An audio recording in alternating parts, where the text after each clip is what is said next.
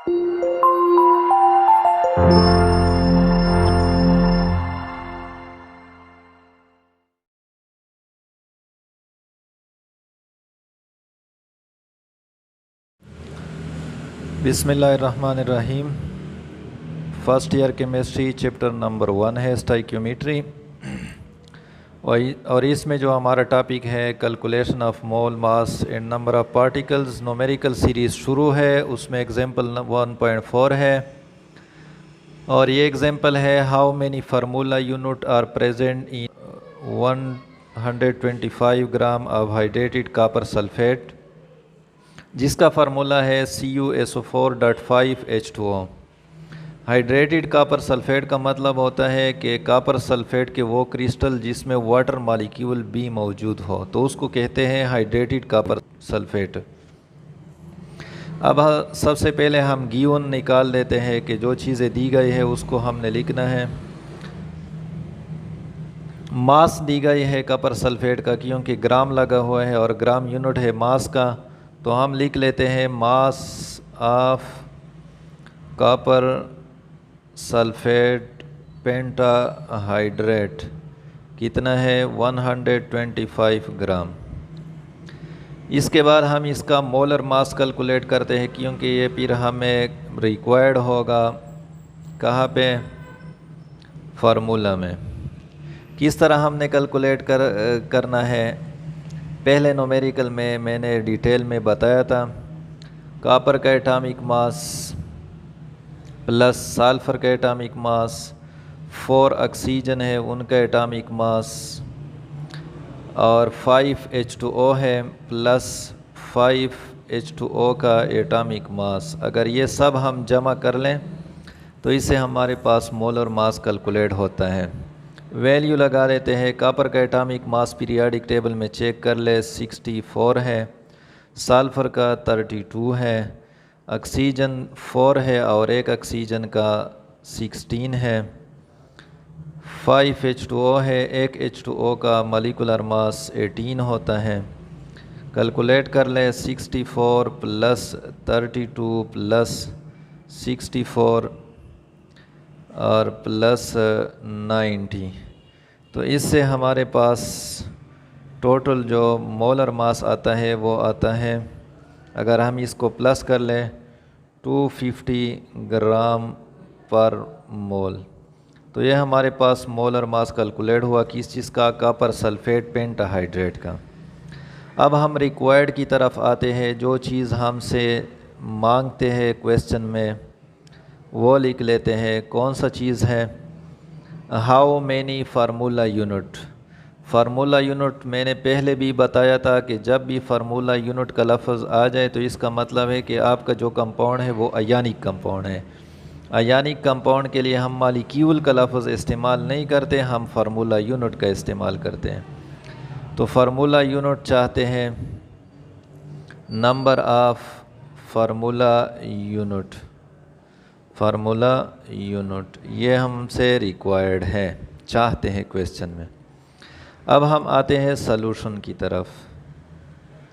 Solution में हमने formula select करना है। तो हमारे पास दो फार्मूले हैं, एक मोल मास वाला है और एक है नंबर ऑफ़ पार्टिकल्स और मोल के बारे में। तो इसमें सबसे पहले हम ये करते हैं कि हम पहले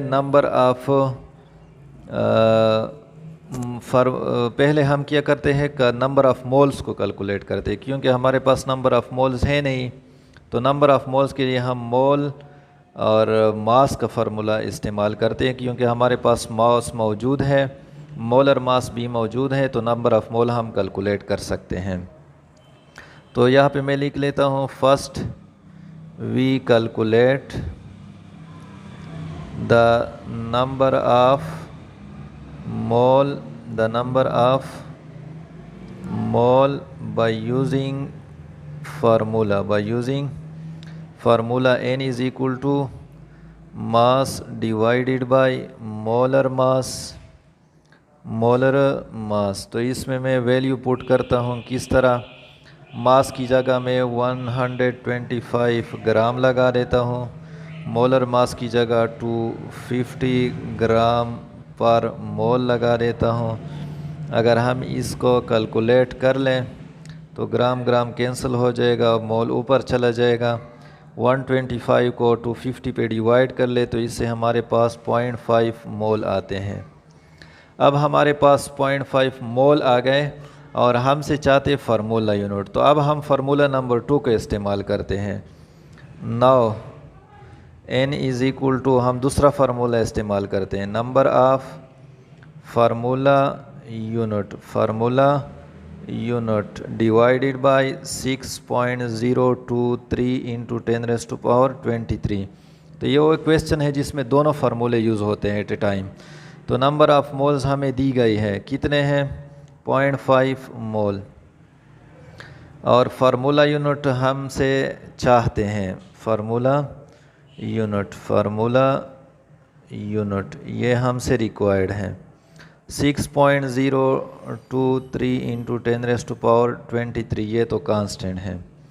तो क्रॉस मल्टीप्लिकेशन कर ले, यहाँ पे इसके साथ मल्टीप्लाई हो जाएगा 1 के साथ, तो हमारे पास फार्मूला यूनिट आ जाएगा, formula unit is equal to 0.5 multiplied by 6.023 into 10⁻23। अगर हम इसको मल्टीप्लाई कर लें तो इससे हमारे पास आता है 3.011 इंटू 10⁻23 फार्मूला यूनिट। तो कॉपर सल्फेट के इतने फार्मूला यूनिट आते हैं, कितने में, 125 ग्राम में इतने फार्मूला यूनिट आते हैं। यहाँ पे लास्ट में आपने हेडिंग देना है, लास्ट में आपने रिज़ल्ट का हेडिंग देना है, रिज़ल्ट हमारे पास आ गया, नंबर ऑफ़ फार्मूला यूनिट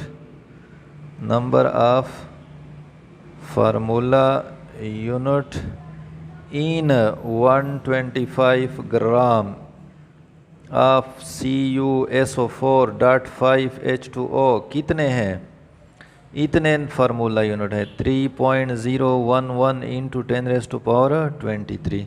तो ये हमारे पास एंड में जो रिज़ल्ट आ गया वो इतने पार्टिकल्स फार्मूला यूनिट मौजूद हैं।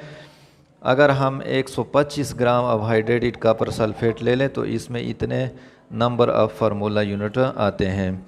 अब हम आते हैं नेक्स्ट क्वेश्चन की तरफ। नेक्स्ट क्वेश्चन हमारे पास है, क्या है, आसान सा क्वेश्चन है, एग्जाम्पल है, और वो है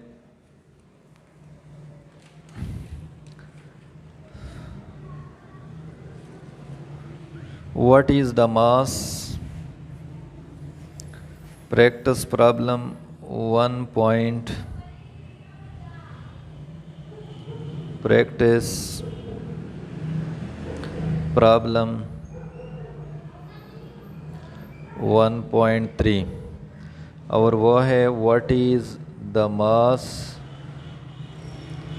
of 1.204 into 10⁻22 atoms of lead एक एटम है पीरियोडिक टेबल में और उसका एटॉमिक मास हमें दी गई है ऑफ लीड का सिंबल है Pb, तो बराबर है 207 AMU का, तो यह इसका एटॉमिक मास है। अब हम गिवन तलाश करते हैं, गिवन डेटा जो दी गई है, नंबर ऑफ़ एटम्स दी गई है। So number of atoms of lead की जगह मैं सिंबल लगा देता हूँ, कितने हैं, 1.204 इंटू 10⁻22। इसके बाद हमें दी गई है मोलर मास ऑफ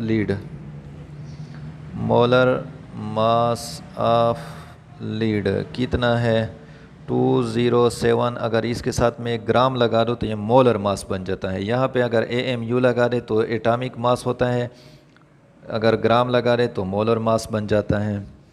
अब हमसे रिक्वायर्ड किया चाहते हैं वो हमसे कि क्या मालूम कर ले, रिक्वायर्ड है हमारे पास व्हाट इज़ द मास, तो मास हम मालूम करते हैं, मास ऑफ Pb, लीड का मास मालूम कर ले, इतने पार्टिकल्स है उससे आप मास कैलकुलेट कर लें।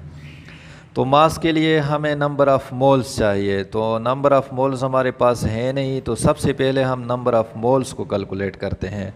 सो यहाँ पे हम सॉल्यूशन की तरफ आते हैं।